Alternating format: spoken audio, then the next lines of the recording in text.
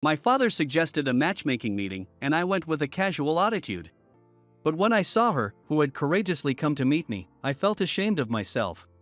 I realized I wasn't ready to express my true feelings to her just as I was then. I'm Michael Williams, 28 years old. Living alone with my father. My mother passed away a few years ago, so it's just the two of us, which can be a bit gloomy. My work was in the construction industry. I worked as an employee at the company where my father was the president. It was during my job search that I decided to take over my father's company in the future. Until then, neither my late mother nor my father ever told me to take over. They let me do whatever I wanted. When I seriously thought about working, I wanted to be as reliable as my father, so I decided to follow in his footsteps. It's not an easy path, he said sternly, crossing his arms, but I remembered he seemed a bit pleased. I started with no knowledge of anything at all. I crammed in skills and knowledge desperately. My supervisor, who acted as my trainer, scolded and yelled at me almost every day, but now he recognizes me as a good partner. My father usually doesn't praise me to my face, but when he's drunk, he called me his pride and joy. I was working hard in my job, aspiring to be like my father, whom I respect. Anyway, Michael, do you have a significant other that you would consider marrying? One day at night, my father asked me after coming back from a business social. Well, no, not at the moment, I replied. I was not very good at talking to women and shy about romance. Because I had been so focused on work, as I got older, it was even harder for me to step into a relationship. He must have been worried about me. Thinking so, I responded casually, then can I talk to you for a second, he prompted. Today, I had a drink with Mr. Thompson of Thompson Construction, a subcontractor, he said. Then my father showed me a photo on his phone. This is Mr. Thompson's daughter. Why don't you meet her for a matchmaking date? A sudden proposal for a matchmaking date. I was surprised that such a proposal would come to someone like me. But I wasn't very enthusiastic about matchmaking. Moreover, I almost burst out laughing, thinking that she was out of my league. She had beautiful long hair and distinct facial features. Her gentle demeanor made her seem like a popular beauty. Such a beautiful woman doesn't need to go on a matchmaking date, does she? I thought my father would laugh and agree, that's true. But my father looked sad and started talking about her, by saying, actually, you know. It turned out that Mr. Thompson's daughter had a hearing disability, and because of that, she herself had given up on marriage. While marriage wasn't everything, Mr. Thompson had muttered today that he wanted her to have a family and be happy. How about just meeting her, he suggested. Honestly, I wasn't keen on matchmaking. But I was attracted to her just from her looks, and she was exactly my type. I added a condition that if we could avoid the formalities of a traditional matchmaking date, well, if we just meet. I replied somewhat indifferently to my father, but inside, I was looking forward to seeing her. On the day of the meeting, Mr. Thompson also said that everyone would be nervous if they were too formal, so we decided to meet in casual attire. Still wanting to look a bit nice, I wore one of my favorite jackets. The place was a fancy restaurant that my father and Mr. Thompson frequent. We had reserved a private room. Arriving a bit early, I waited for Mr. Thompson and his daughter. As I heard the staff's voices from beyond the door, Mr. Thompson and his daughter entered with nervous expressions. We exchanged greetings, but I was captivated by her beauty, which was even more striking than in her photos. She was petite and had sheer skin. Her elegant demeanor was instantly noticeable, and it made my heart skip a beat. Nice to meet you, this is Sophia, my daughter. Mr. Thompson introduced her, and as she looked at his expression, she turned towards me and said in a soft, slightly hoarse voice, Nice to meet you. I'm Sophia. I introduced myself to them too and we started with some light small talk. That was the only time I heard Sophia's voice during the meeting. She smiled gently while occasionally looking down and then up again. I, too, was mostly nodding along to the conversation between our fathers. Whenever our eyes met, I would return her smile, but I started to worry if she was getting bored. She looked around at everyone's faces and then down, maintaining a smile so as not to disturb the mood. I was worried she might be pushing herself too hard and was thinking about how to communicate with her when it happened. Michael, I assume you've heard about Sophia's hearing impairment, right? Mr. Thompson's voice, which had been lively, suddenly took on an anxious tone. I am aware, but Not in detail. As I said this, Sophia's expression clouded over, and she looked down. It seemed she realized the conversation had turned to her, judging by Mr. Thompson's expression and demeanor. She seemed to be biting her lip. I was concerned about her demeanor, but I listened attentively to Mr. Thompson. Sophia used to hear normally. During middle school, she began not to notice when friends called her, indicating changes in her hearing. By high school, she was using hearing aids, but her hearing continued to deteriorate. Now an adult, she cannot hear at all in both ears. She could speak if she wanted to, but she had become afraid to use her voice and hardly ever spoke up. Even after Mr. Thompson finished explaining, she looked down and kept her lips tightly closed. Worried, I asked, "Sophia, are you okay?" She looked up suddenly with a startled expression. "We can communicate without any problems using that, right?" I smiled and pointed at that. Though I couldn't see Sophia's lap, she probably had something there. She gently placed her phone on the table. On the screen, the words I had just spoken were displayed. Using an app on her phone that converts voice into text, she was listening to every conversation. The reason she occasionally looked down earlier was to check the screen. When Mr. Thompson was talking about her past, I noticed her biting her lip and tensing her shoulders when he was talking about something painful for her, even though she was not supposed to hear the content. I had wondered how she knew what was being said, but I caught a glimpse of the phone she was holding in both hands when I shifted my posture. "You caught me." Sophia typed on her screen and showed it to me.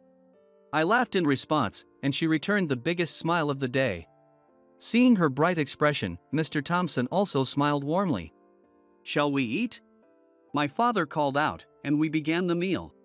It proceeded like a regular dinner, without any stiff questioning.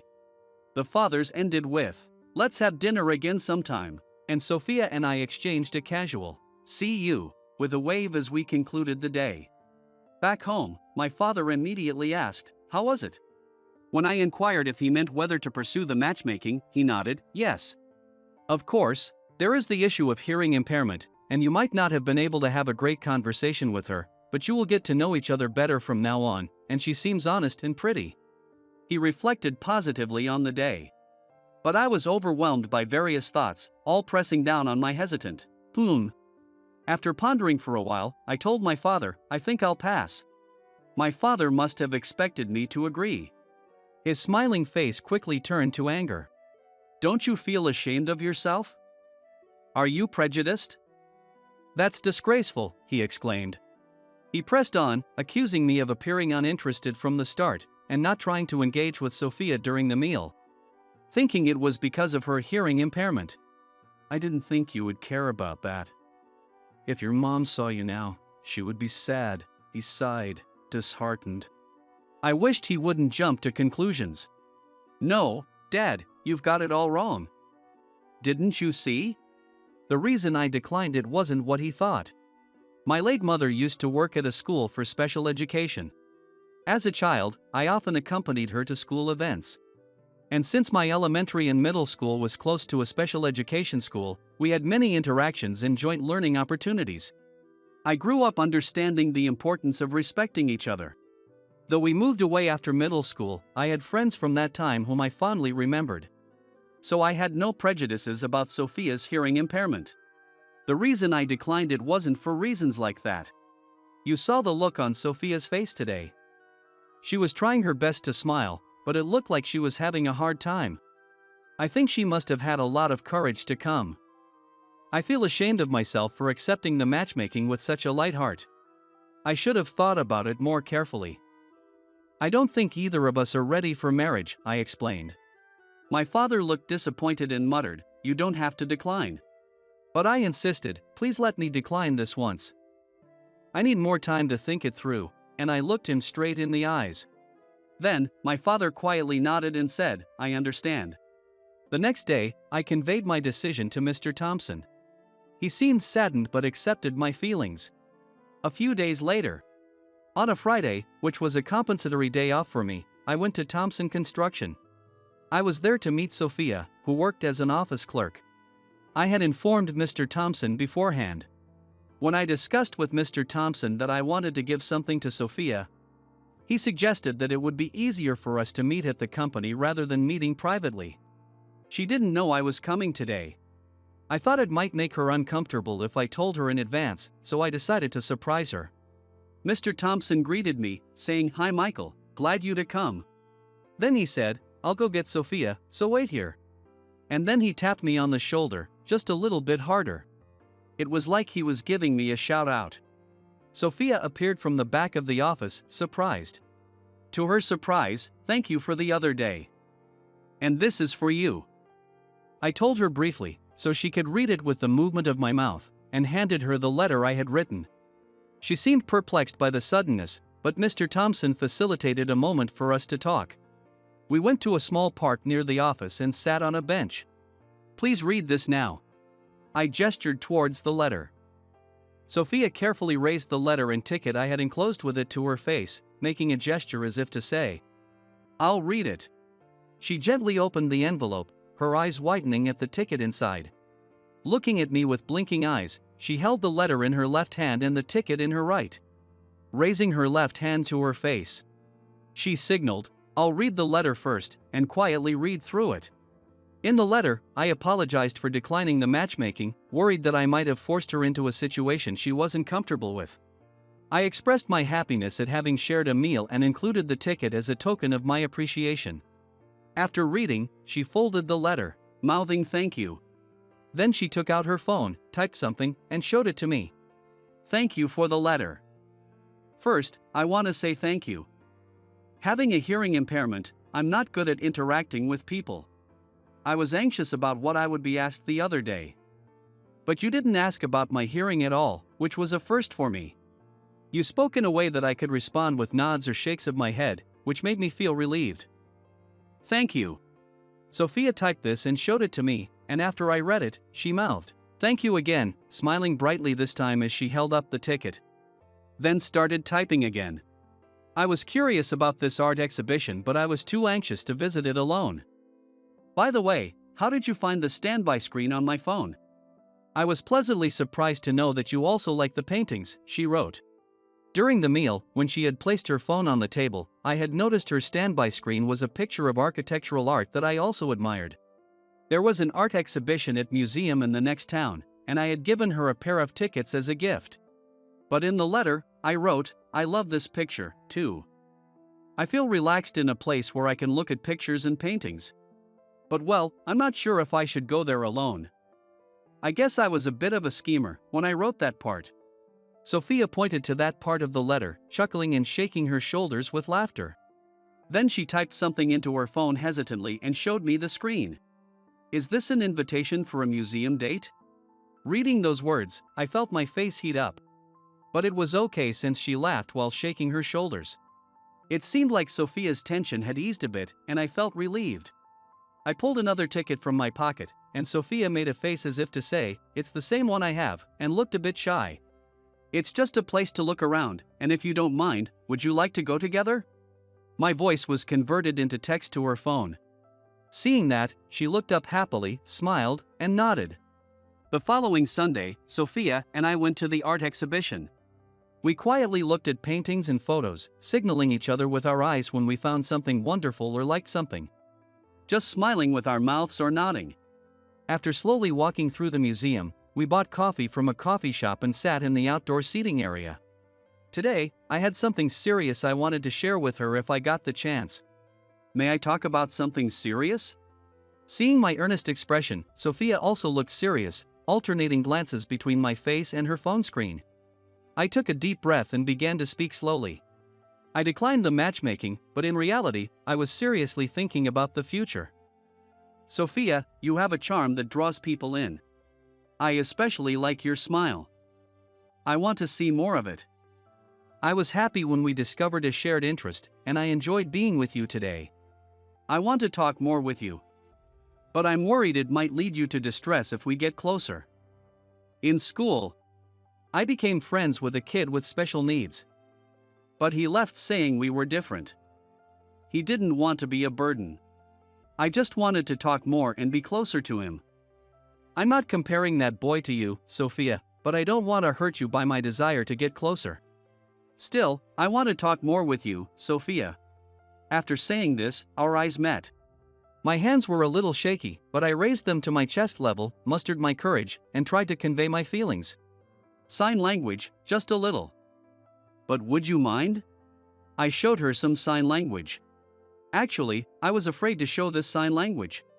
The friend with special needs once said I was mocking them because I was able-bodied. I had learned a little sign language in middle school as a way of communication. But that had hurt someone before.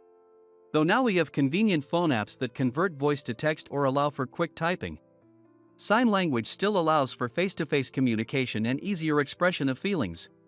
I realized its value when I saw Mr. Thompson and Sophia using sign language effortlessly during their conversation at the end of that meal. I was unsure what she would think, but I felt sign language was the best way to convey my feelings. I haven't done it in years, so I've forgotten a lot, but I want to learn sign language again because I want to talk more with you. My thoughts appeared on the phone screen. Sophia stared intently at it. After a while, she looked up. Her eyes brimming with tears, but she showed a smiling face. "Thank you," she replied in sign language. Indeed, Sophia's smile was the best. Seeing her happy and enjoyable expressions made me want to strive to communicate better with her. From that day, Sophia and I started exchanging emails, going out for meals, and gradually getting closer. We shared our fears and experiences from the past. Sophia explained how her worsening hearing had led to misunderstandings or others thinking she was ignoring them. She said that people were leaving her because of her hearing impairment, which was sometimes a hassle for those who could hear properly. Even though she knew the cause was her inability to hear, it was hard for her to receive and convey words. And she became more and more afraid to interact with others. The matchmaking had been under reluctant agreement to Mr. Thompson's insistence, thinking if she just had to sit there, it would be okay. But then we got to talking about hearing impairments and the fear got the better of her. She thought she would be interrogated in detail, looked at with pity, or faced with displeasure. She was afraid that she would see it and get herself hurt again. So she was surprised by my reaction.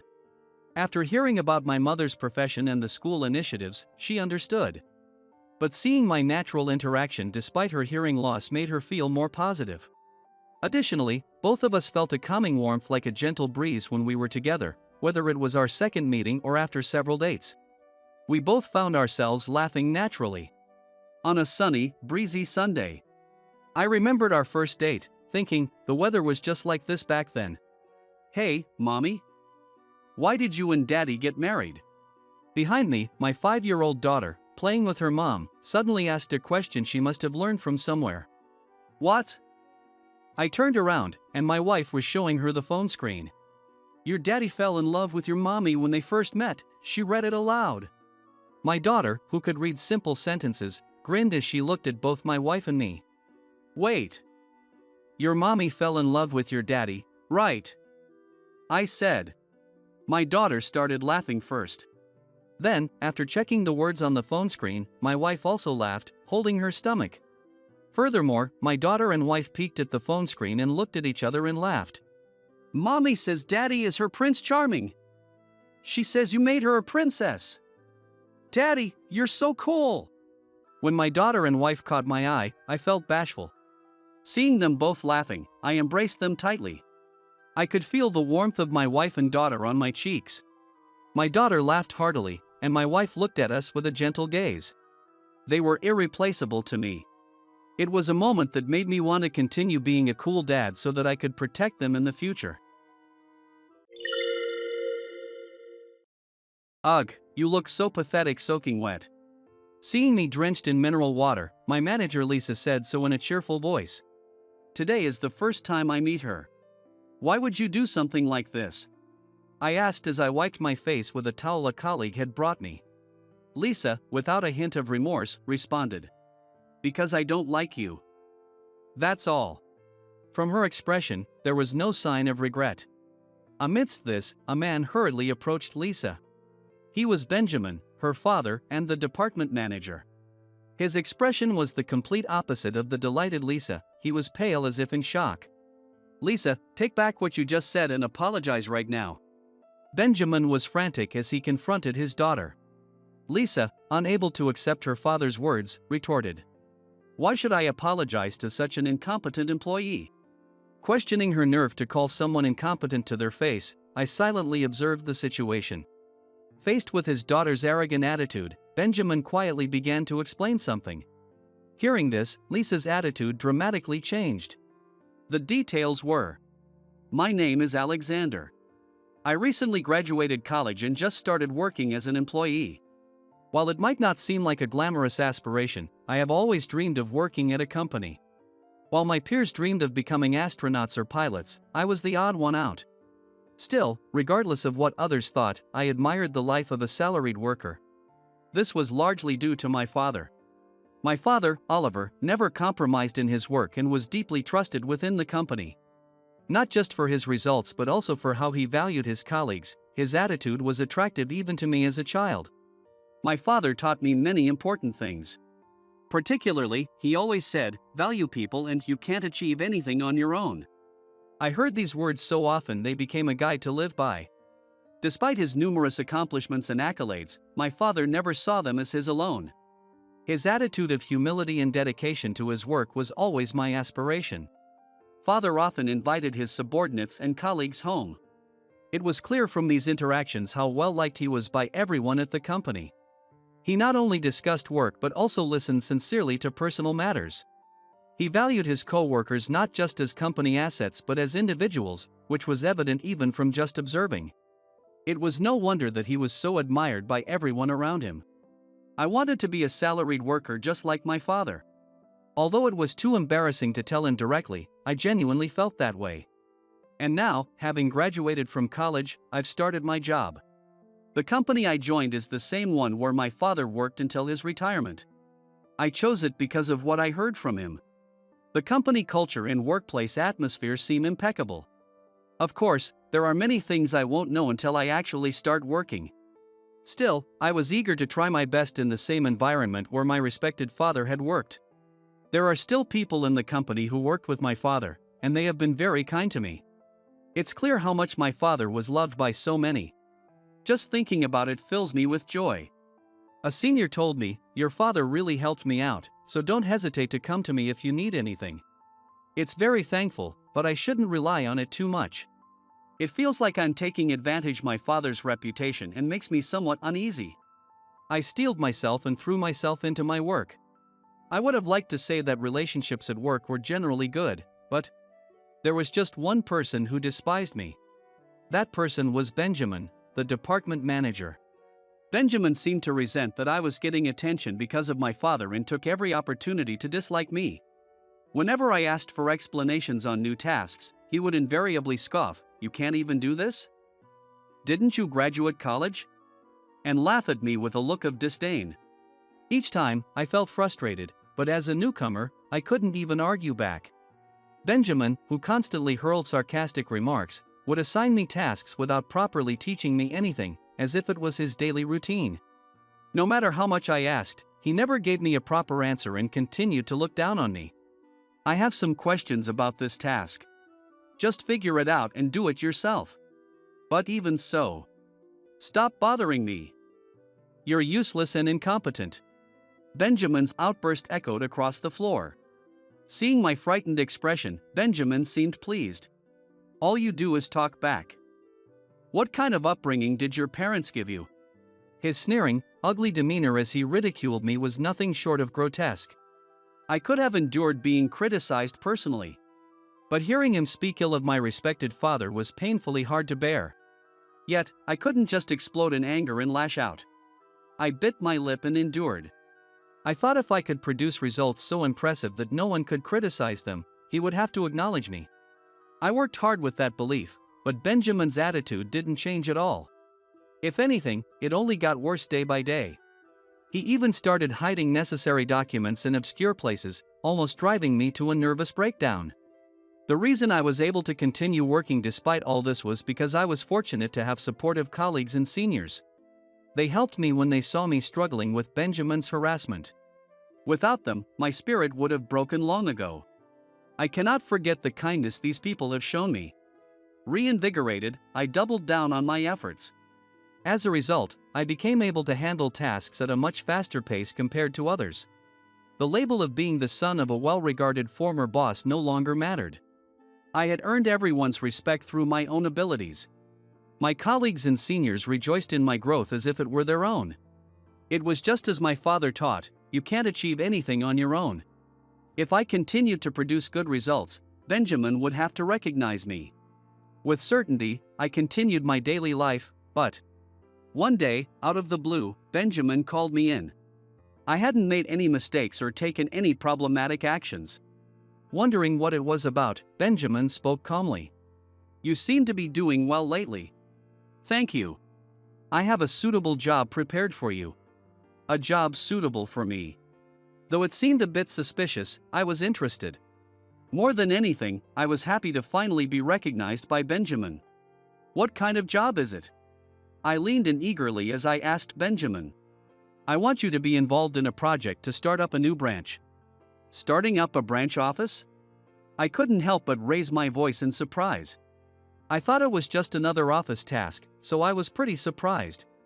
Even without asking for details, I knew it was a significant project. The prospect of setting up a new branch was more exciting than daunting. So, what will it be? Are you in or out? I want to do it. Please let me join the branch setup project. There was no time to hesitate. Even if it meant moving out of state, I was prepared for that. I had that level of resolve. That's the spirit. You're not having second thoughts, are you? Of course not. Hearing my firm response, Benjamin flashed a cunning smile. That expression made me feel a bit worried. And then, in the next moment, Benjamin said something unbelievable. Well then, do your best in Africa. What? It might have been the biggest shock of my life. Unbelievably, the location of the new branch Benjamin mentioned was Africa. Caught off guard by the overseas assignment, I couldn't hide my confusion. That's when I realized, this was Benjamin's trap. Recently, you've been getting cocky because you've sped up your work. Are you sending me to Africa just for that? It's a punishment for a young upstart who thinks he's something just because he can handle his job a bit. It was absurd. I wasn't getting cocky at all. I had never heard of being punished for being competent at work. The more shocked I looked, the more Benjamin's smile broadened. Ultimately, it didn't matter whether I was competent or not to him. The reason wasn't clear, but he just disliked me as a person. Thus, my trip to Africa was decided. When I told my colleagues and seniors about going to Africa, everyone was shocked. Although they knew Benjamin had a malicious character, no one imagined he would go this far. Hopefully, it would all turn out to be just a joke, but that seemed unlikely. And, although I hadn't been told the details, I had agreed to go. It would be my first time overseas, and it would be a lie to say I wasn't anxious, but I had to be resolute. It would likely be years before I could return to this workplace.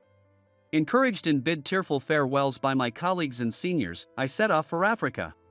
I will make the Africa branch project a success. It might seem like grasping at clouds, but I saw it as a chance. My state of mind could be described as 80% anxiety and 20% hope. In the end, I just have to do it. I murmured to myself on the plane to Africa. Years passed. After completing the branch setup project in Africa, I returned to the United States. I was to return to the head office. People had changed, and there were many new faces. One particularly notable person was a woman named Lisa, who had become a manager while I was away. As I was making my rounds greeting people at the head office, she appeared out of nowhere. Are you the guy who was so useless he got shipped off to Africa? Meeting me for the first time and saying such things right away. I was shocked by her insensitive remarks, but after hearing a certain piece of information about her, I somehow understood. Lisa is actually the daughter of Benjamin, the one who sent me to Africa. From what I've heard from my colleagues, she seems to have a particularly problematic personality. Taking advantage of her father's support, she behaves as she pleases, causing trouble.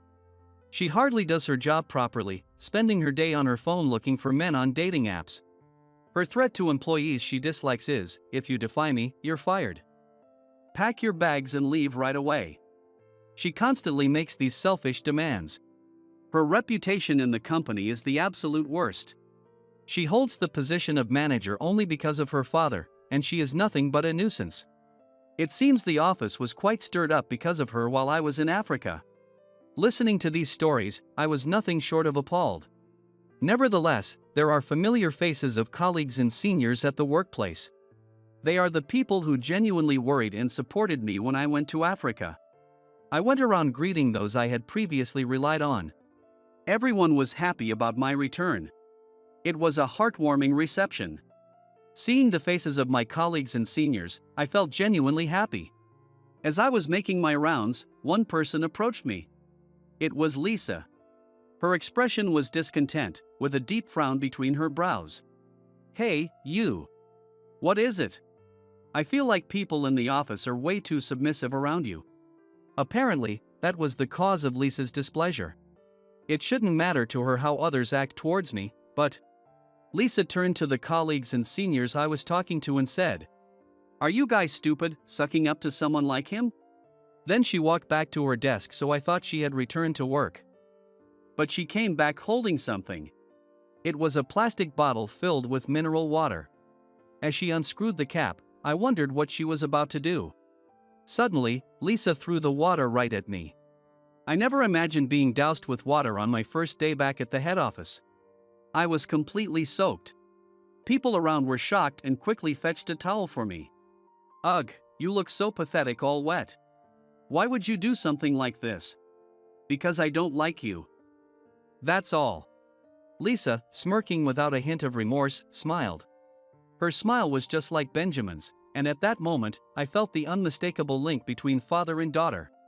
"By the way, I've heard all about you from Dad." "Dad? You mean Benjamin?" "That's right. The useless, incompetent employee, right?" "I see, so that's what she had been told." It seemed she disliked the fact that an incompetent employee like me had returned and was being welcomed. "There's no place for an incompetent like you here, so you shouldn't have come back to America." Then, one person hurried over to Lisa. It was her father, Benjamin. His face was pale, and he was shaking. "Lisa, take back what you said and apologize right now." "What?" "Just apologize. Now." "Why do I have to apologize to an incompetent employee?" Caught off guard by the demand for an apology, Lisa angrily confronted her father. With a look of anger, Benjamin responded to his daughter. "This man, Alexander, is a candidate for our next president." "What? A candidate for president? Are you kidding me? It's not April Fool's Day, is it?" Lisa was utterly astonished by Benjamin's statement. It's no wonder she was surprised. But the fact that I am a candidate for the next president was true. It was the result of successfully launching a branch in Africa. I built up achievements in a situation where I barely knew right from left, and was evaluated accordingly. Initially, I barely understood the language and often felt like giving up. However, the desire to prove Benjamin wrong and the encouragement from colleagues and seniors kept me from quitting. My hard work bore fruit, and how much I achieved was surprising. Lisa was the only one who didn't know I was a candidate for president. Even after Benjamin explained, she couldn't accept it and snapped back. "Impossible. Did you use connections or something?" "That's not the case." "But his father was your former boss, right?" As expected, it seemed Benjamin had connections with my father. For the record, I didn't use any connections whatsoever. Facing his flustered daughter, Benjamin sighed and said, "That man wouldn't use connections to hire or promote his son." Hearing Benjamin talk about my father was new and felt strange. "Alexander, I want to apologize for my past actions and my daughter's rudeness. I am truly sorry." Yes, Benjamin apologized. It was clear he wasn't just saying it superficially. It was hard to believe he was the same Benjamin who had harassed me so much. This was the moment I decided to ask something I had long wondered about. "Benjamin, there's something I've always wanted to know." "What is it? Why were you so unreasonably harsh on me?" "Well..." Benjamin seemed troubled by the question, but I still wanted to know. Such harassment without any reason seemed unlikely. Slowly, Benjamin began to speak. "As your daughter mentioned earlier, I was a subordinate under your father." I listened silently with a serious expression to what Benjamin had to say. "Your father was a wonderful person. Although he treated me well, I also felt envious. What do you mean? Your father was competent and beloved by his peers. I envied that, and at the same time, it made me jealous. Why would you feel that way? I thought I was making a fair effort back then. Benjamin seemed to be reminiscing about the past, biting his lip as he continued. So I couldn't understand why I couldn't be like your father. That frustration built up. And you took it out on me because I was his son? Looking back now, it was nothing but childish retaliation. Saying this, Benjamin apologized again. I'm not big-hearted enough to easily forgive the unreasonable harassment I suffered. Still, I was surprised by the change in Benjamin. I realized something after sending you to Africa. What was that? That you, like your father, succeeded because you value relationships and care about those around you. Benjamin. I'm truly sorry. This was his third apology of the day. Moved by Benjamin's words, Lisa seemed to have a change of heart. She apologized to me. I'm truly sorry. As long as you understand, that's what matters. And so, the chaotic day somehow came to a peaceful end. Later, by order of the senior management, Benjamin and Lisa were assigned to the African branch. It seems they couldn't strongly oppose it, given what they had done to me. According to rumors, despite the hardships, they are learning the importance of human relations through their interactions with the locals. Both Benjamin and Lisa have become remarkably calmer, almost like different people. They must have reflected deeply after our conflict. I hope they continue their efforts without arrogance. I look forward to seeing their growth when we meet again in America. As for me, as a candidate for the next president, I'm facing my daily work with the help of those around me. Utilizing my experience in Africa, I'm striving positively and building my achievements. All this is thanks to the teachings of my father. Wanting to express my gratitude, I invited my father out for a drink. Raising a toast, I shared the news of becoming a candidate for president. You really worked hard. It's all because I followed the lessons you taught and put in the effort. I said this, filled with deep gratitude. My father smiled slightly, looking pleased. As a father, it makes me happy and proud to hear you say that. Hearing this made me even happier. But the most important thing is that it's your own effort that paid off. You should be proud of yourself. That makes me feel a bit embarrassed. Starting to blush, I quickly downed my beer to hide it. I resolved to keep my initial resolve and continue to improve. With this determination in my heart, I toasted once again with my father. Speaking of which, those are some stylish sunglasses. I just love women who look great in sunglasses, such cool beauties. Is that so? Why don't we get out of this stuffy place and go on a date? Ouch. Let go of me, please. Come on, you'd rather have an assertive man, right? Lucas grips tighter. Stop it. Get away from her. Before I knew it, I was already moving. Hello? What's up, Mom, calling all of a sudden? It's been almost a month since you started living on your own, right? Just checking to see if you're managing okay.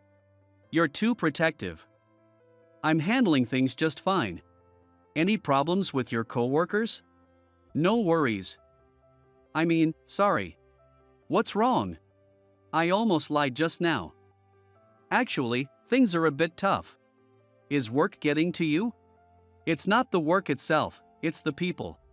Is someone messing with you about your looks? Well, that's been a thing since I was a kid, so I'm used to it. You shouldn't have to get used to it.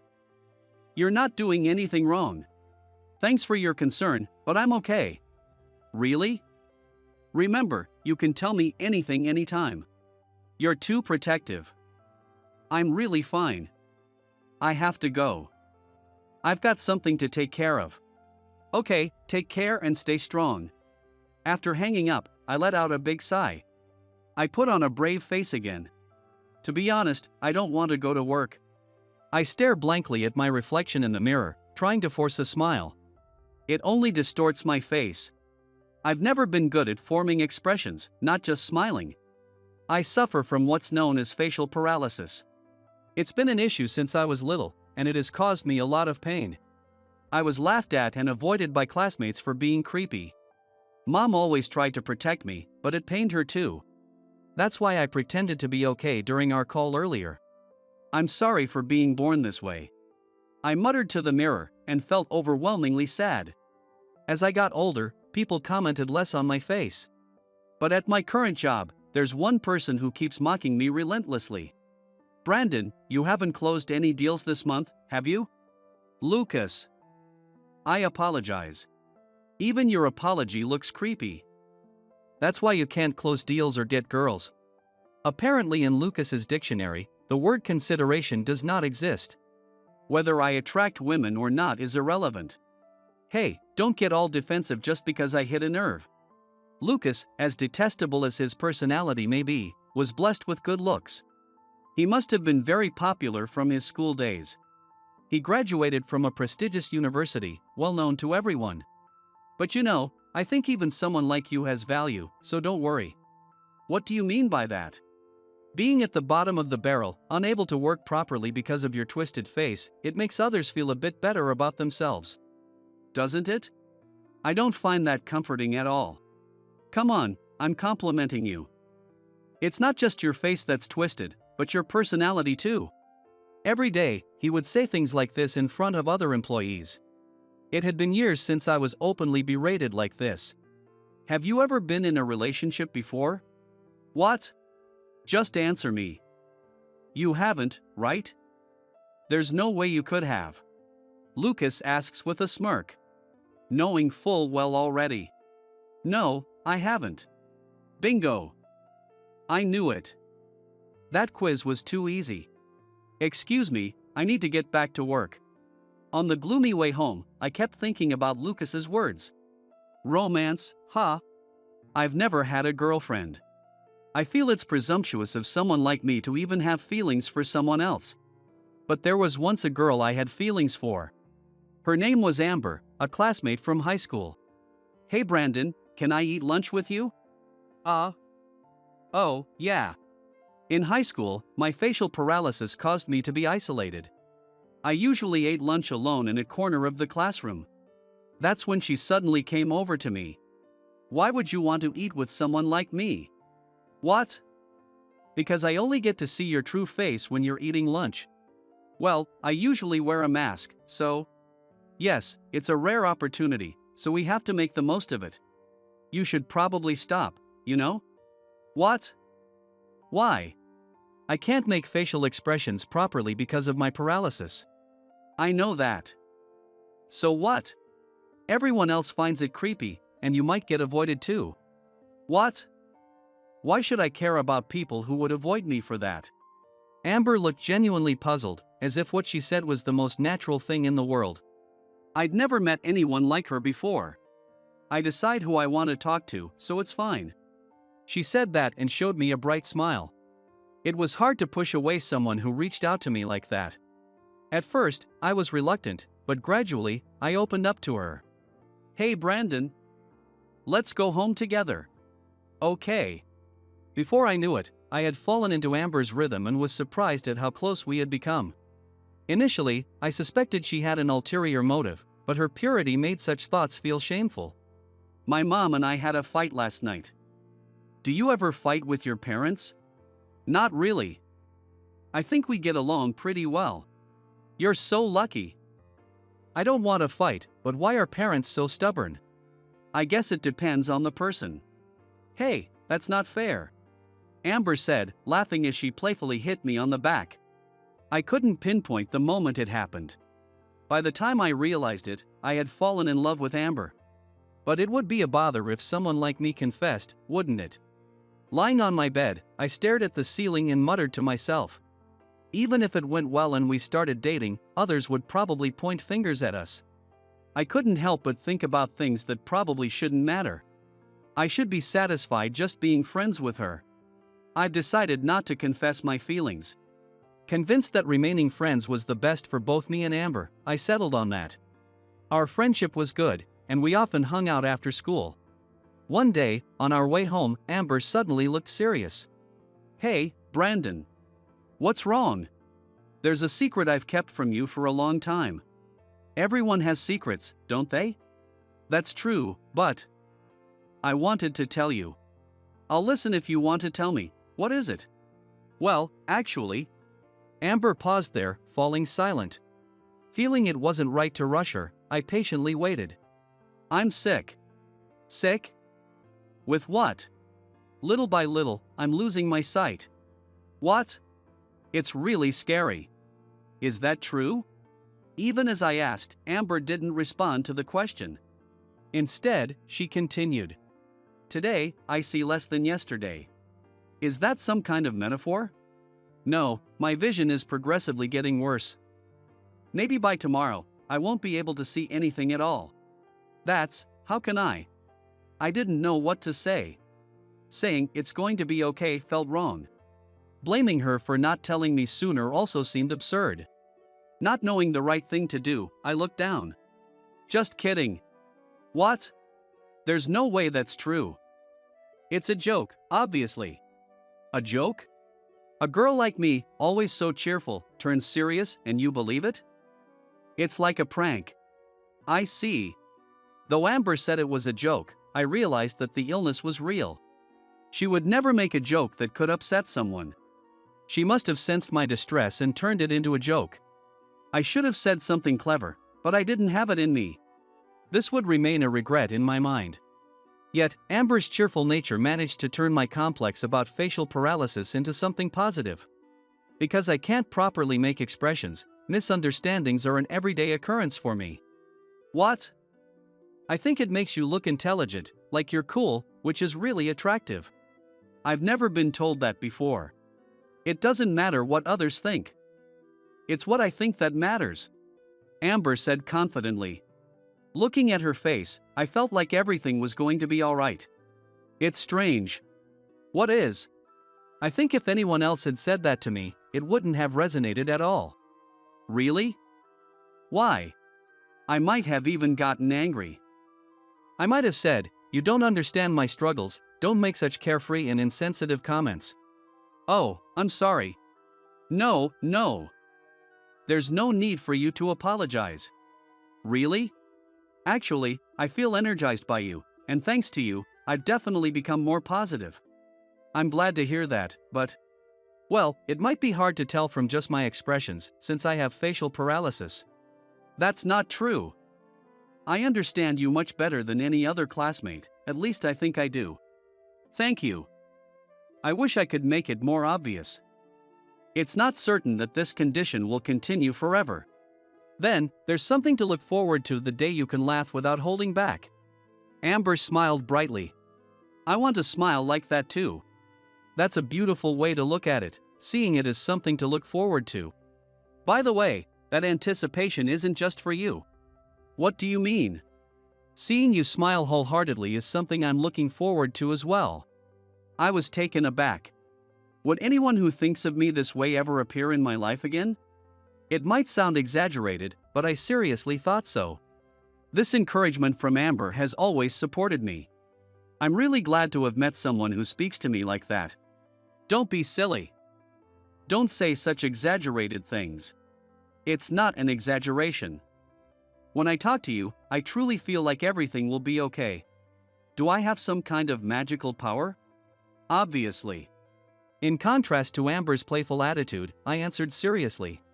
Even though I may not have the courage to confess, I want to continue sharing laughs and joy like this. Holding this modest wish close to my heart, I continued my school life. However, these days came to an abrupt end. Brandon, I have something important to tell you. During a break one day, Amber spoke to me with a serious look. What's up? I'm going to announce it to everyone in class tomorrow, but I thought I should tell you first. What is it? I'm moving. So, I'll be transferring to another school. What? Why all of a sudden? It's because of my dad's job. He's been really busy lately. That's tough. I knew the best thing to do was to send her off with a smile. I understood that in my head, but still. Don't look so sad. It makes me feel like I'm doing something wrong. No, sorry. I don't blame you at all. I know. You're kind. Not really. Yes, you are. I've received a lot of energy and courage from you. From me? Really? Honestly, I couldn't believe it. I thought I was the only one receiving anything. Me, giving courage to Amber? Me, who is usually avoided and seen as creepy by others. Huh? Brandon? What's wrong? What do you mean? You're crying. What? Oh. That's strange. Why is that happening? It must be because you're sad about us parting ways. That makes me happy. Of course, that was part of it. But these tears weren't just about that. I was happy to know that I had been able to give something to Amber. All these mixed feelings came out as tears. Amber, take care. I'll also keep trying to stay strong. Thank you. I won't forget you, Brandon. Amber said this and gripped my hand firmly. Her eyes seemed to shimmer with tears. Thus, my first love ended without ever being fulfilled. On my way home from work, I reminisced about those days. The promise I made with Amber to stay strong. Am I really keeping it? Honestly, I'm not sure. If I keep moping around, she'd probably laugh at me. I loved Amber's smile, but the smile I wanted to see wasn't one made to cheer me up. I wanted to be in a relationship where we could truly laugh together from the bottom of our hearts. Alright. I'll try harder from tomorrow. I lifted my head, encouraging myself. Even in my memories, Amber always managed to make me more positive. I wonder how she's doing now. I haven't seen Amber since then. I hope to meet her again someday and finally express my feelings. A few weeks later, I went on a sales visit with my boss, Lucas. The president of the client company, Mr. Johnson, likes me a lot and always treated me kindly. By the way, Brandon. This isn't related to work, but may I ask you something? What is it? You know I have a daughter about your age, don't you?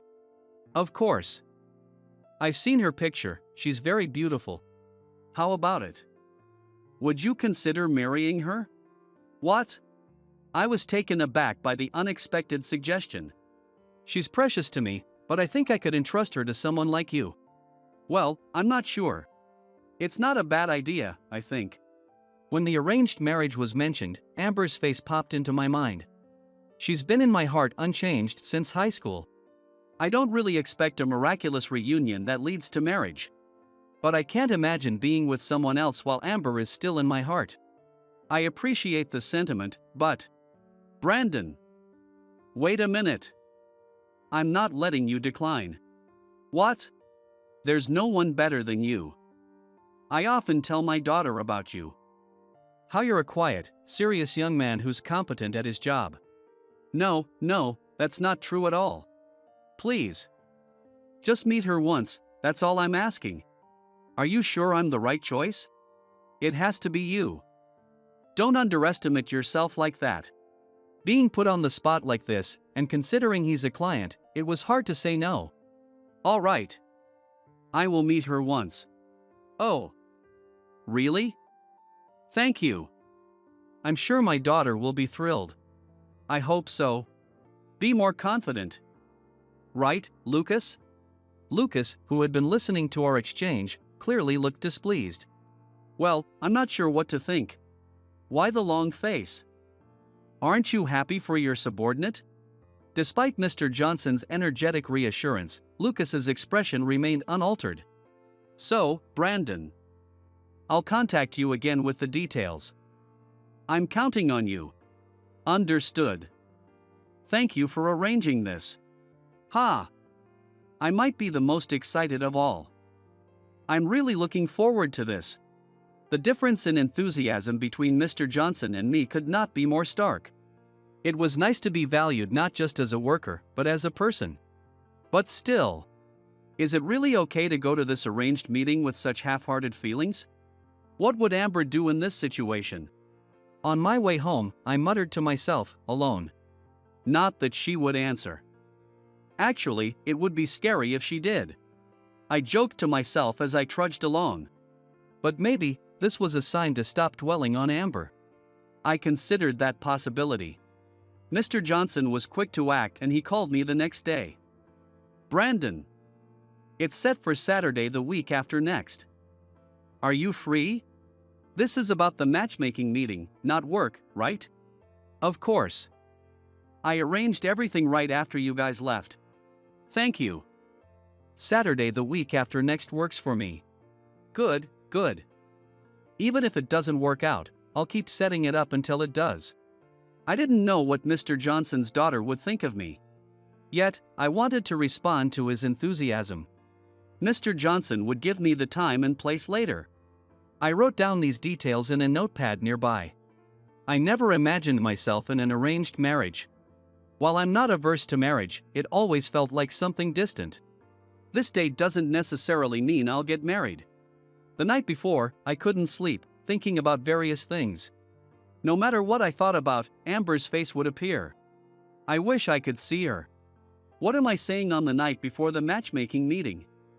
I was almost disgusted with myself. And then the morning of the meeting arrived. As I headed to the restaurant Mr. Johnson had told me about, Lucas called. Hey Brandon. About today's meeting, there's been a change in the venue. Really? Mr. Johnson called me and told me to go to the place I'm about to mention, Lucas said. Wait a moment. Why did Mr. Johnson contact you instead of me? There are various reasons. Mr. Johnson is also busy, so it can't be helped, he replied. I'm not sure if that's the issue here. He apologized for the sudden change. I'll send you the details of the store, Lucas continued. All right. Thank you very much, I said. Despite my confusion, I headed to the store that Lucas had mentioned. However, there was no sign of my supposed date, and there wasn't even a reservation made. Could it be that he lied to set me up? Given Lucas's usual hostility towards me, it's not an implausible scenario. He probably doesn't like the fact that Mr. Johnson favors me. I need to hurry. I rushed back to the original meeting place. Ultimately, I arrived significantly later than the scheduled time. There I found Mr. Johnson's daughter and Lucas together. Mr. Johnson's daughter was wearing sunglasses, making it hard to read her expression. However, it was obvious she was beautiful. Wow, I didn't expect Mr. Johnson's daughter to be this gorgeous, he remarked. And where is Brandon? I am Brandon. More importantly, what do you think of me? I don't look bad, right? I'd even say I'm quite handsome, he said. Lucas was completely wooing my date. So this was why he had lied. By the way, those are stylish sunglasses. I have a thing for cool beauties who look good in sunglasses. Is that so? Why don't we leave this stiff place and go out on a date? Lucas suggested, grabbing Mr. Johnson's daughter's arm. Ouch. Please let go, she protested. Come on, you like assertive men, don't you? Stop it. Get away from her. Without thinking, I acted to protect her. I freed her from Lucas's grip and protected her. What are you doing here? Why did you come? I'm here for a date. But more importantly, you set me up, didn't you? What? What are you talking about? I'm Brandon, he claimed. Are you still going on about that? You were interrupting us just as things were getting good. Who are you? He still insisted on being Brandon. How far will he go with his deceit? I am Brandon. You are Lucas. What are you talking about? I'm Brandon. Stop making things up, he replied. Perhaps he thought he could fool her since it was their first meeting. Just then, a waiter from the back of the restaurant came forward. He then told Mr. Johnson's daughter. The person who just protected you is Brandon. What? Who are you? It's none of your business. Lucas protested. Outsider? I'm an acquaintance of Brandon, so I just told you what I know, the waiter explained. What? Brandon is a regular here, he added.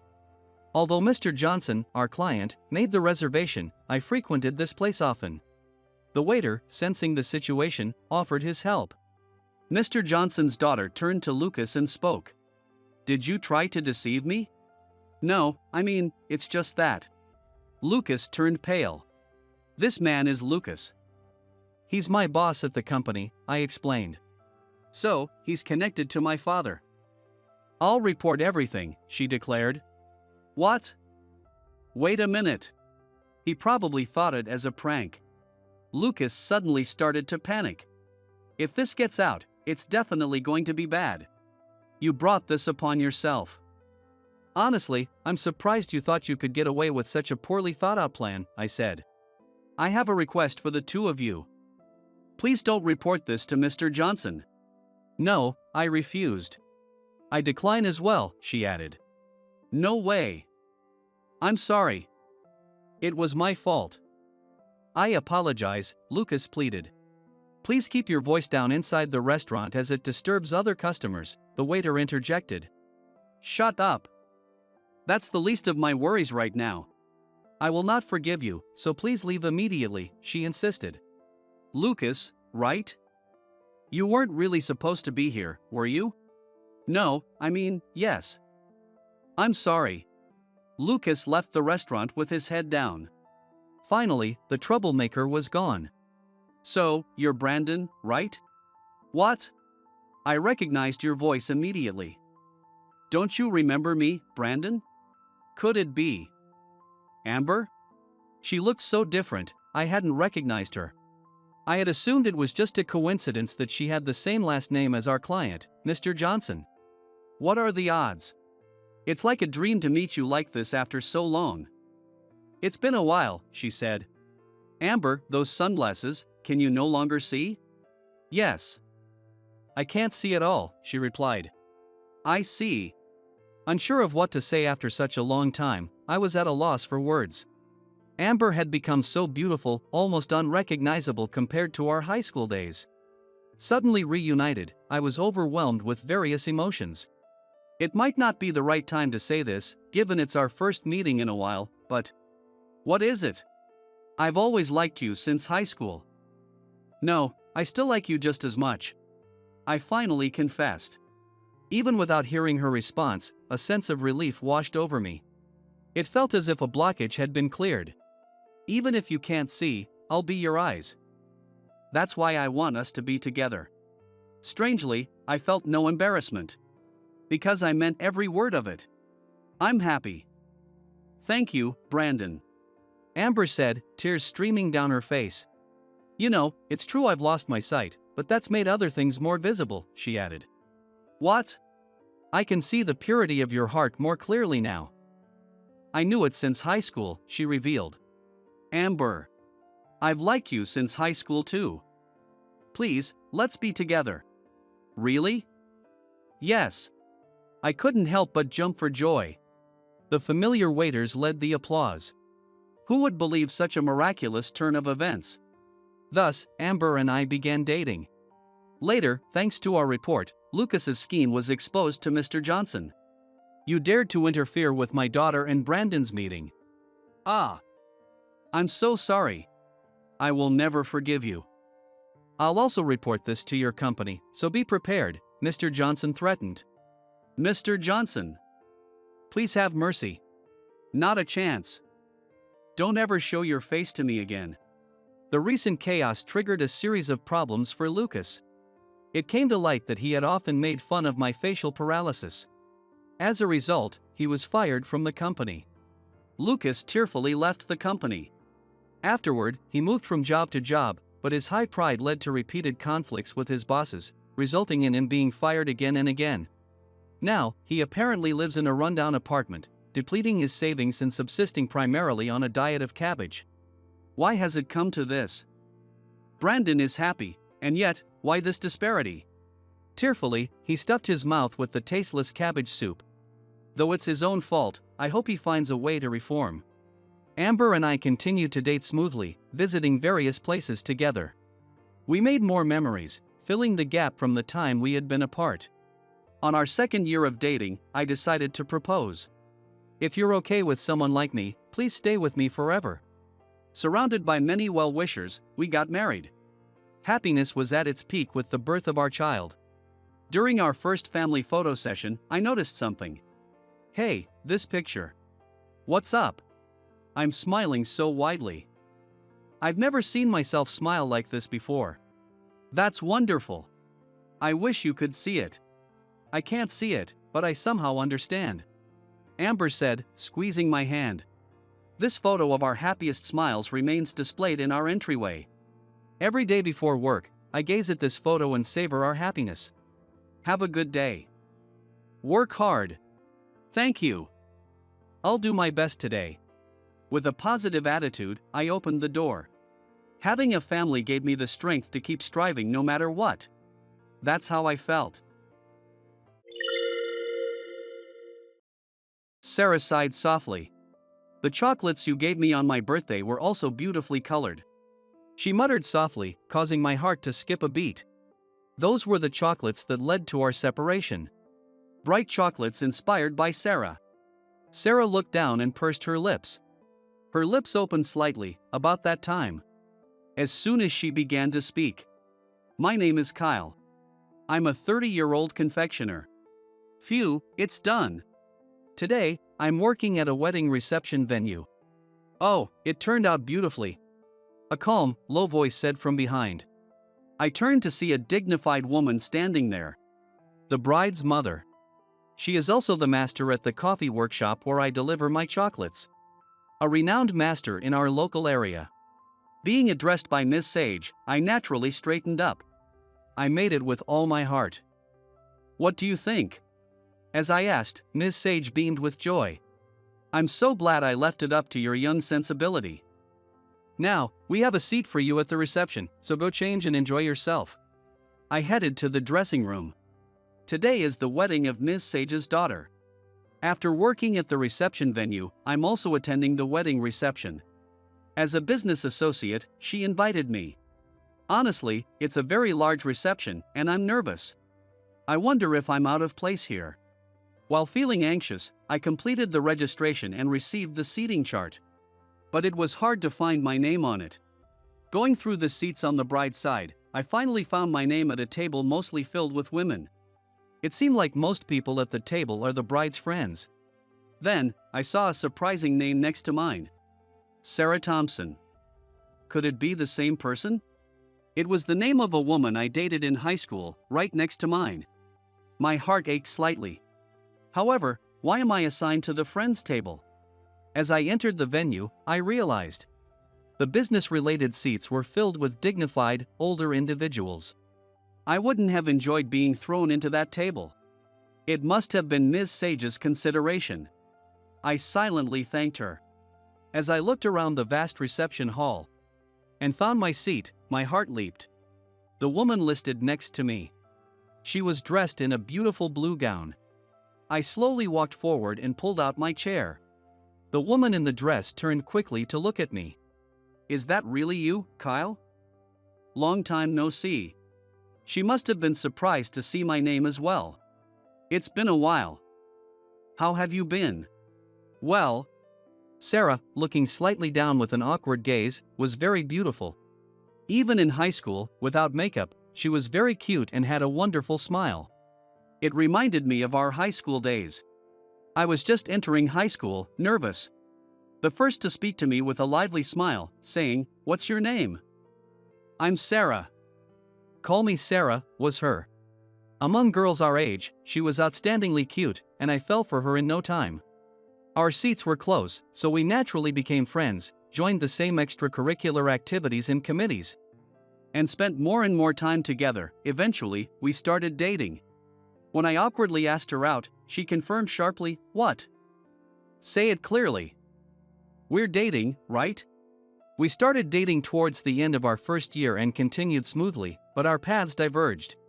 I was set to take over my family's confectionery shop after graduating from high school, while she was heading to college. We ended up in different classes, and after she stopped going to extracurricular activities, she increased her study time. The time we couldn't meet increased, which frustrated me, who was relatively free. Still wanting to cheer her up, I made her handmade sweets for her birthday. I practiced daily under my father's guidance and made bright yellow, festive chocolates that reflected her image. I thought she would be delighted with the chocolates I handed her, but she showed a slight disappointment. Then, she murmured, "Oh, it's not a cake." Indeed, cakes are standard of birthday. I was well aware that her favorite was strawberry shortcake. But I believed the chocolates I made were better. She quickly tried to cover, saying, "Oh, sorry." Is this handmade by you, Kyle? Amazing. It's beautiful, but her muttered words, "It's not a cake," deeply hurt me. After that, we gradually grew apart. Eventually, she broke up with me, saying, "I have to focus on my studies from now on." Sitting at my seat in the reception hall, those high school days flashed through my mind. I glanced at her next to me. From the lively high school girl, she had matured into a calm and composed woman. The light blue dress with subtle pink flowers scattered on it suited her very well. Her light makeup, based on pink tones, complemented her distinct features beautifully. She seemed softer, got changed from bright like yellow sunflower in high school days, which she was still stunning. She had been talking to the woman next to her, but when the woman left, she turned back to me. "I'm a friend of the bride from college, but how do you know her, Kyle?" When asked, I replied, "Through work.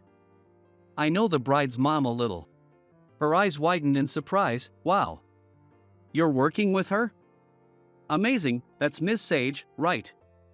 I was shocked when I heard she was my friend's mom. Indeed, Miss Sage is well known.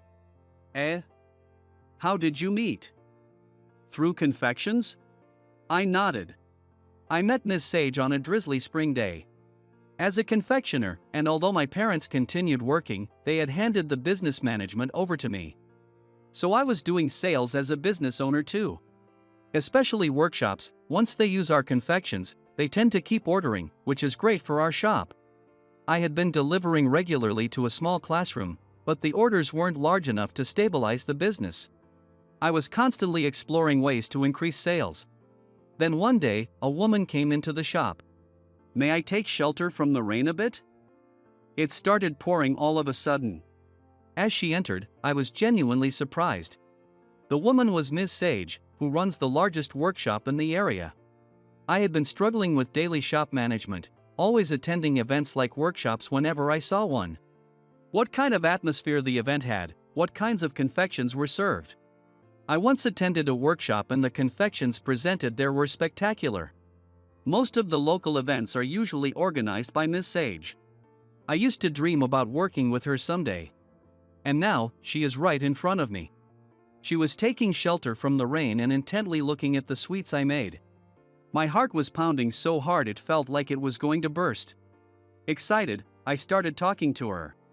She seemed a bit surprised that I know her, but when I mentioned that I usually attended the events, she praised me for being diligent. Encouraged by her words, I timidly spoke of my dream. Someday, at the biggest local event. I dream of seeing my confections on display.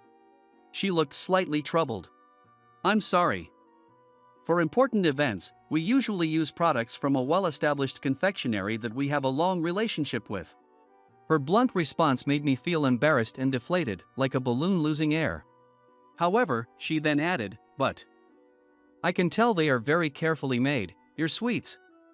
If they taste good, I might use them occasionally for smaller events. Could I try your confections?" Her kind words lifted my spirits to the sky. I shared these memories with Sarah. Getting feedback on my sweets from Ms. Sage really helps me learn. Not having any negatives would be ideal. But I'm actually happy when she points out things that could be improved. As I rambled on, she chuckled. "You're really working hard, aren't you?" Her comments suddenly made me feel shy. I was giddy like a child.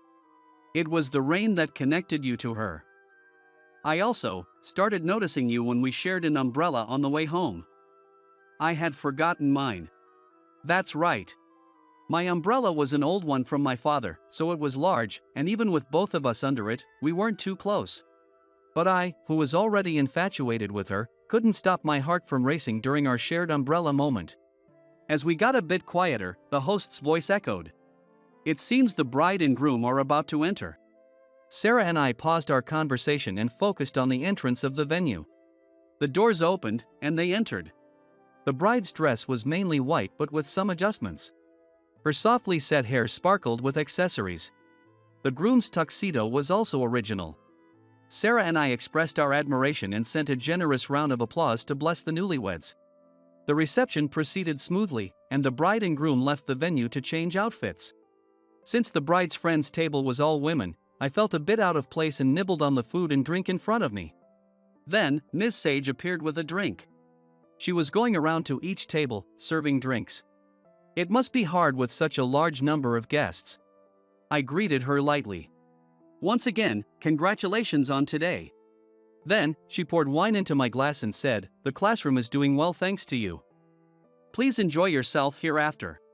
She said this with a smile. Joy warmed my face. She greeted each person at the table and then moved on to other tables. As I relaxed, Sarah excitedly spoke up, "Hey. What?"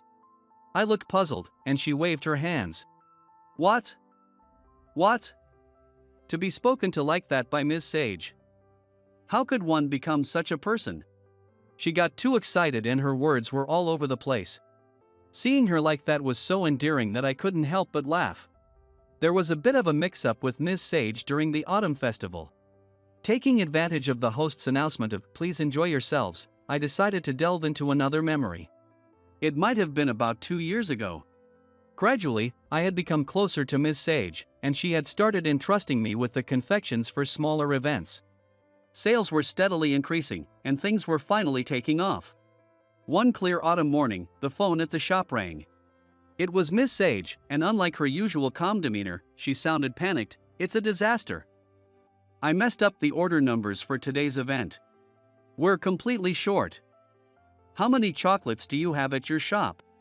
There had been a plan to set up a coffee workshop at an autumn event, and the discussion had gone to Miss Sage. It was the first time trying this, so they really wanted to rely on the experienced Miss Sage, who promptly agreed. If it had been an annual event, the usual confectionery shop would have noticed the strange order numbers. But the confectionery shop hadn't thought it strange since the numbers weren't much different from usual. They needed 500 pieces, but only 50 had been ordered. That meant 450 pieces short. A flustered Miss Sage had asked around everywhere, but even with desperate efforts, they were still 300 pieces short. On the spur of the moment, I racked my brain. "Can you manage if I deliver 50 pieces at a time as they're ready?" She agreed to my proposal. Suddenly, the shop got busy. My mother mixed ingredients, while my father and I worked quickly to make the chocolates. My sister, who was married and had moved away, came to help immediately, helping with everything from preparing ingredients to deliveries. Thankfully, we managed to avoid a disaster, and it seemed we were able to provide chocolates to everyone who wanted them. Miss Sage graciously thanked us. We were almost at the brink of losing trust. These kinds of stories spread quickly. I really appreciate your quick thinking and for delivering such beautiful chocolates so swiftly. Her deep and graceful words made us forget the fatigue from our work. Since then, they started using our confections for slightly larger events, and then this led to being invited to her daughter's wedding, just like this. After I finished telling the story, Sarah's eyes sparkled. "That's amazing, that all that happened. How did you make all 300 pieces? Sounds overwhelming." I chuckled. "Well, I made sure they were quick to prepare. But I also worked on making them look vibrant with different colors." Hearing this, she exhaled softly. "The chocolates you gave me on my birthday, they had such lovely colors." She muttered, and it startled me. The chocolates that had led to our separation. Bright and cheerful chocolates inspired by her, featuring vibrant yellow with a touch of light blue. She looked down and pursed her lips. Her lips parted slightly, about that time. Just as she began to speak, the lights in the reception hall went out. Now, the bride and groom were about to re-enter, followed by the cake-cutting ceremony. She swallowed her words and whispered, "Let's talk later," then turned her attention to the entrance of the reception hall. The bride and groom reappeared, this time in vivid attire. The bride wore a dress that suited her perfectly, a striking shade of red. The groom was in a crisp navy blue suit that matched his handsome features well. At that moment, she stood up and grabbed my arm. "Shall we go take a picture?" She invited me with a smile, but "No, I'm good. That sort of thing is more for the ladies." As I tried to refuse, she insisted even more strongly and pulled my arm. She said, "You know, these things are more fun with more people." With that, she forcibly got me to stand up from my seat. Even though her appearance had calmed down, it seemed her somewhat tomboyish traits hadn't changed. Feeling a bit awkward, I joined the crowd gathering around the bride and groom. As the host gave a flamboyant signal, the covering was removed. What appeared? Atop the highest pedestal were chocolates shaped like the bride and groom, surrounded by a colorful array of sweets below. All the chocolates were beautifully decorated. A loud cheer erupted, and I secretly breathed a sigh of relief. Yes, this was the wedding sweet tower that I had created, employing all the skills I currently possess, after being requested by Ms. Sage. The bride had expressed a desire to have chocolates and to enjoy coffee prepared by her mother and the students from her mother's class as the main feature. And that major role had been assigned to me, not to a well-established confectionery shop. When I first heard the request, I was surprised, but they said they trusted my sensibilities, and that's how it came to be completed. I thought to myself, this might turn into a bit of an advertisement. As I watched the bride and groom, the host announced, "These chocolates are the work of confectioner Kyle." Suddenly introduced, applause filled the venue. Sarah looked at me in surprise. I wonder what my face looks like right now. Probably the silliest face in the world. I wish they had told me they were going to introduce me. As I was about to blush and look down, the bride shouted, "Thank you for creating such a wonderful sweet tower." My chest warmed with emotion. While the enthusiasm in the hall hadn't yet faded, the lowest pedestal of the tower was cut into, and then coffee was served. As the chocolates were distributed and coffee was served. Noticing my gaze, Sarah smiled slightly. "I'm also learning coffee, though not at Miss Sage's class." I was surprised. As if reading my thoughts, she began to speak. "Even after we broke up, I couldn't forget about your work and wanted to understand it. Right after entering university, I joined an organization which we can learn about coffee. We can eat the sweets there, right?" she said, chuckling.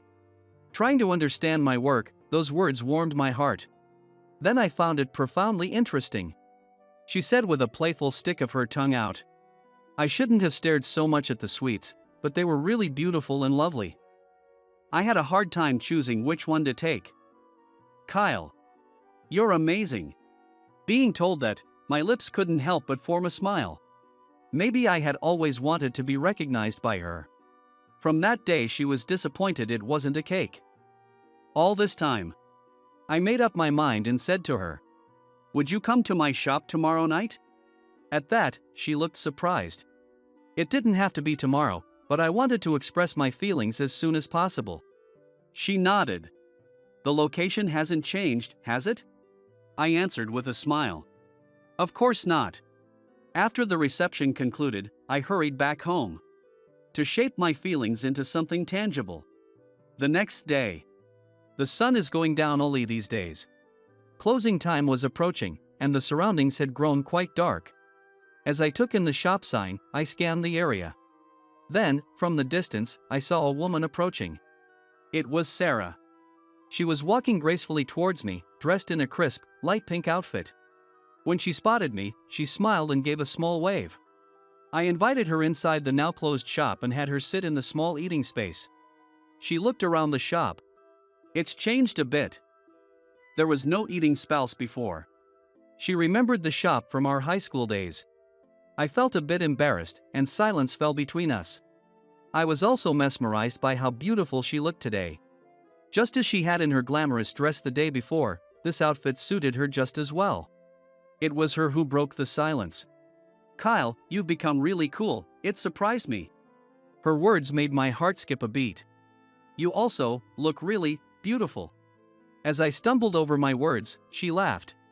"You're still as bad at speaking as ever." Then she pursed her lips tightly.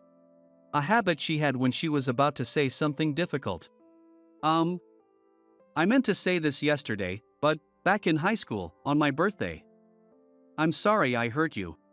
I shook my head slowly. But she continued. "It was awful of me to be disappointed. I've felt terrible about it. Even now, I regret it. Back then, you made such wonderful chocolates by hand. And I didn't appreciate the meaning or the effort. Her voice trembled slightly. I hoped she wouldn't cry. "I've always wanted to be recognized by you, Sarah. You were disappointed because my chocolates couldn't compete with the shortcake you wanted." As I said this casually, she shook her head vehemently. "It's not like that. I interrupted her. I used that moment as motivation to work harder. It hurt at the time, but wanting to make something that would make you happy became my driving force. Even the sweets I make for Ms. Sage. I imagine if they would make you smile. Sounds creepy, I know. I always thought, if I had made this back then, would it have made you smile? I glanced at her face to gauge her reaction. She didn't seem to find it creepy. While talking, I moved behind the counter and picked up something, covering it with my hands as I brought it over to her. It was my masterpiece. The colors were a mix of pink and blue, a gentle hue. It was a slightly larger chocolate, intricately crafted. As she reached out to take it, her hand trembled. Looking into her eyes, I saw her in tears. As she took the chocolate from my hand and examined it, a single tear rolled down her cheek. "It's beautiful." Hearing those words filled my heart. "Did you like it this time?" I asked gently, and she nodded vigorously. "I made it with your current image in mind. Back in high school, it was vibrant yellow and blue. Now, it's like petals fluttering in a calm blue sky." As I said this shyly, she chuckled. "You don't sound like someone who's bad at talking. Did you practice?" She hit the nail on the head, and I was taken aback. No, I hadn't practiced. I had only repeated it over and over in my heart. To think you'd hold such a beautiful image of me after all the awful things I said. "Kyle, you're too kind." She said this with a sniffle. "Sarah, you try to understand me, someone who disappointed you, by studying coffee. That's kind of you. Maybe we could try again?" Her eyes widened in surprise. "I think if you were by my side, I could improve myself even more. I want to keep creating things you like, things that make you happy. Things that make you smile, right beside you. Is that okay?" Tears started to spill from her eyes again. "Me? After what I did?" I was exasperated. "I'll say it as many times as it takes, you didn't do anything awful. We were just kids back then. And hearing that you've grown fond of sweets in your own way, well, that makes me fall for you all over again." Her face turned bright red. "I'm happy. I fell for you all over again yesterday. Hey, do you have a coffee set?" My face lit up as I stood. "Yes." "Are you going to make coffee?" She nodded with a smile, so I prepared the coffee set. In the quiet shop, the sound of making coffee was soothing. "It feels too precious to eat," she said, looking at the chocolate I had given her. "I can make it for you every day." As I said this, her eyes sparkled, and she carefully cut a piece and took a bite. She closed her eyes, savoring the taste, and then let out a sweet murmur, "Delicious." While secretly knocked out by her smile and voice, I too ate some of the chocolates. Then, I reached for the coffee that she had made. I slowly brought it to my lips and took a sip. It was delicious. She also drank the coffee she had prepared inside contentedly. Having her in my shop, making coffee, felt like we were a young married couple. I hope that someday, this could really be us. With that thought, Sarah and I slowly savored our coffee together.